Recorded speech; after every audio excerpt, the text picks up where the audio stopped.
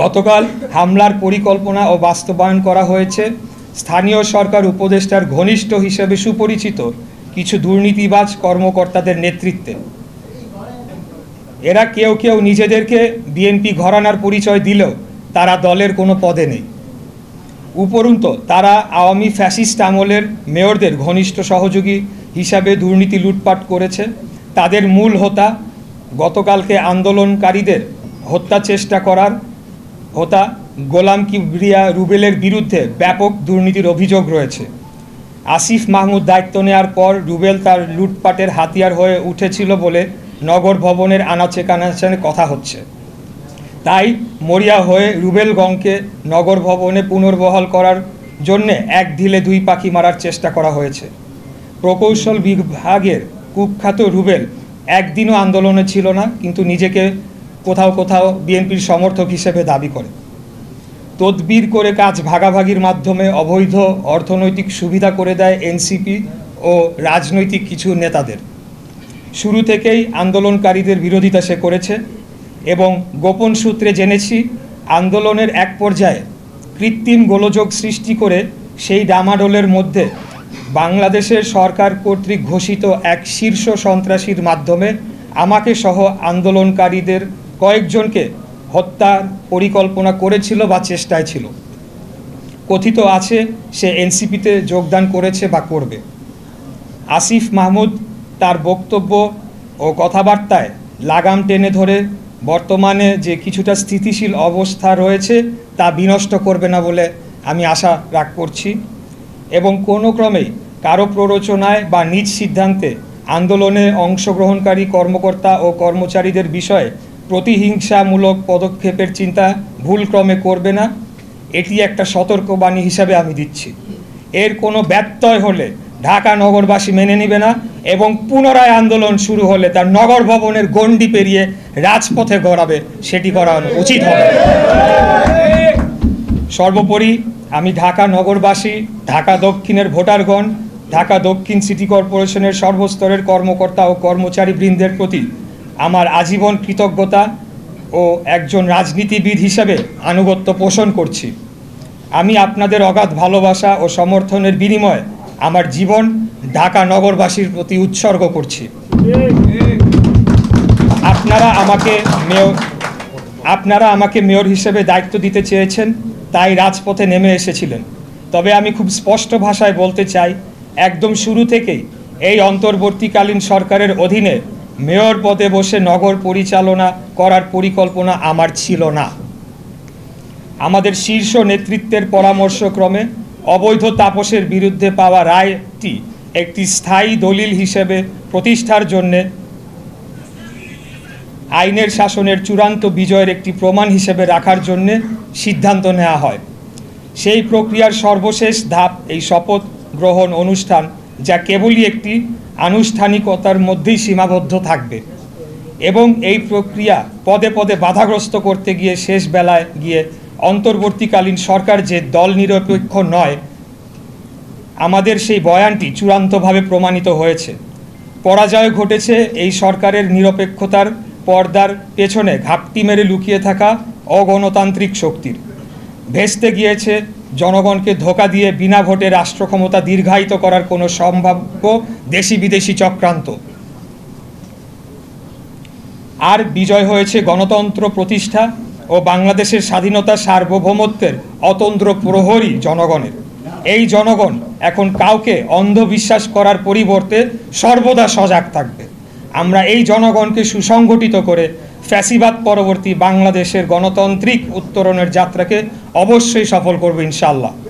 অর্থাৎ যে কোনো মূল্যে যে একটি সুষ্ঠু সঠিক নির্বাচনের মাধ্যমে জনগণের সরকার প্রতিষ্ঠা করবই এবং এর বিরুদ্ধে কোনো ষড়যন্ত্র চেষ্টা করা হলে যে কোনো মুহূর্তে জীবন দিয়ে হলেও লড়াই করে জনগণের ভোটের অধিকার আদায় করে নিব ইনশাআল্লাহ।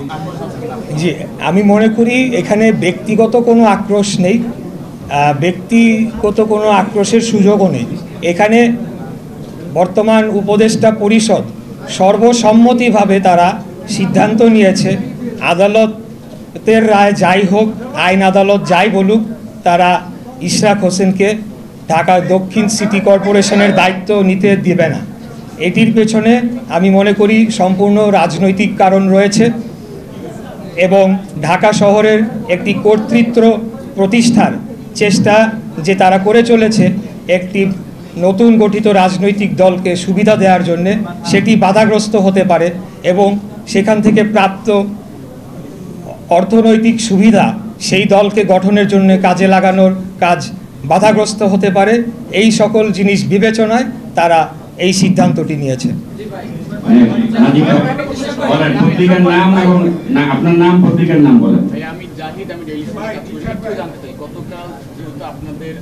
জনগণের যে সকল অত্যন্ত গুরুত্বপূর্ণ সেবা বিঘ্নিত হচ্ছিল সেগুলো সচল করার জন্যে আমার অনুরোধে সোমবার 23শে জুন 2025 তারিখে নগর ভবন কর্মবিরতি তুলে নেওয়া হয়েছে।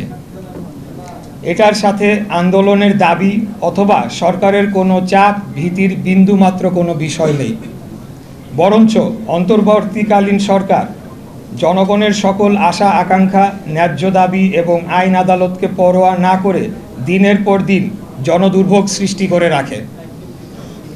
এই দুর্ভোগ নিরসনে জনস্বার্থের কথা চিন্তা করে আমরা সবাইকে নিয়ে সকল জরুরি সেবা চালু রাখি।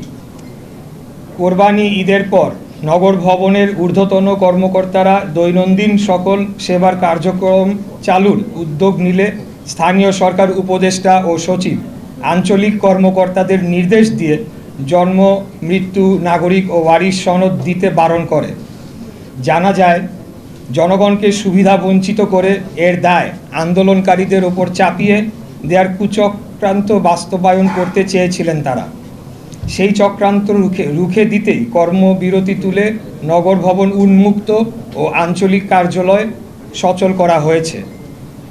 পাশাপাশি এটাও উল্লেখ করা যাচ্ছে যে সীমিত পরিসরে সেবা প্রার্থীদের কোনো প্রতিবন্ধকতা সৃষ্টি না করে একটি নির্দিষ্ট স্থানে, নির্দিষ্ট দিনে, নির্দিষ্ট সময়ের জন্য আন্দোলনকারীরা প্রতীকী কর্মসূচি পালন করে যাবে।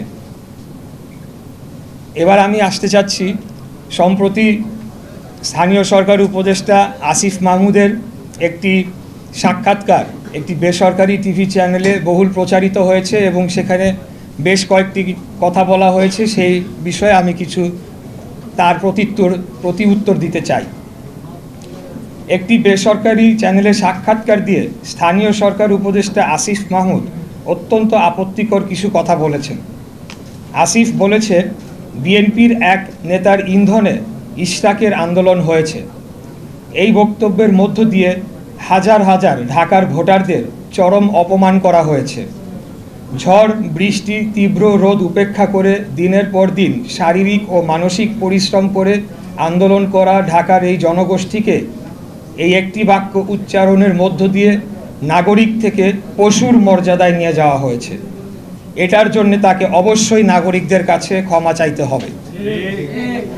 দ্বিতীয়, আসিফ আরেকটা কথা বলেছে, ইশরাককে মিসগাইড করা হয়েছে। এই বক্তব্যের মধ্য দিয়ে তিনি ঔদ্ধত্যপূর্ণ আচরণ করেছেন।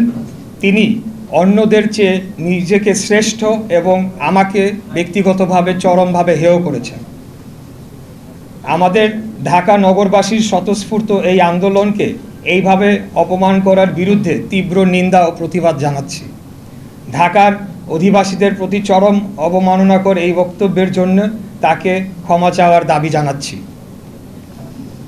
আসিফ আরও বলেন, আমাকে তার নির্বাচনী এলাকা কুমিল্লার একটি উপজেলার জনৈক বিএনপি নেতা, আমি নাম উল্লেখ করছি না, প্ররোচনা দিয়েছেন। এই আন্দোলনে অর্থ ও লজিস্টিক্স দিয়েছেন এবং তার কাছে নাকি প্রমাণ রয়েছে। এই প্রমাণ তিনি জাতির সামনে তুলে ধরবেন, অন্যথায় তাকে প্রকাশ্যে ক্ষমা চাইতে হবে। এখানেই তিনি থেমে থাকেন নাই। তিনি বলেছেন, বিএনপির একটি অংশের সরকারের সাথে বোঝাপড়ার দূরত্ব তৈরি হওয়ার কারণে আমাকে ব্যবহার করা হয়েছে। তিনি বিএনপির মতো ঐতিহ্যবাহী পুরনো বৃহৎ রাজনৈতিক দলকে হেয় করেছেন এবং একটি অসত্য অভিযোগ তুলেছেন। তিনি নিজেকে বিশাল কোনো মহামানব হিসেবে উপস্থাপন করেছেন। উনি হয়তো ভুলে গেছেন ওনার জন্মের আগে বিএনপির জন্ম হয়েছে। আসিফ এটাও বলেছে, আমার পক্ষ থেকে যারা নেগোশিয়েট করতে এসেছেন তারা সোললি আমার পক্ষে নেগোশিয়েট করেন নাই, অর্থাৎ আমার বিষয়টি সম্পূর্ণ আইনি, এখানে নেগোশিয়েট করার কোনো সুযোগ নেই। আদালত স্পষ্ট করে রায়ের মাধ্যমে কি করতে হবে তা বলে দিয়েছে। তাহলে নেগোশিয়েট কারা করেছে তা আমাকে জানাতে হবে, কারণ একমাত্র আমাদের দলীয় প্রধানের বাইরে অন্য কোনো ব্যক্তিকে আদালতের রায় কার্যকর সংক্রান্ত যোগাযোগ ছাড়া অন্য কোনো কথা বলার সম্মতি আমি দেই নাই। আশা করি এই লাইনটি বুঝতে পেরেছেন আপনারা। তার এই অস্পষ্ট কথাবার্তায় প্রতীয়মান হয় তিনি হয় মিথ্যা বলছেন, না হয় তার বুদ্ধিমত্তা স্থানীয় সরকার মন্ত্রণালয় চালানোর জন্য সম্পূর্ণ অযোগ্য। আসিফ বলেন, ইশরাক হোসেন অত্যন্ত দম্ভ ভরে ও অহংকারের সাথে সরকার কর্তৃক প্রশাসক হওয়ার প্রস্তাব প্রত্যাখ্যান করেছেন।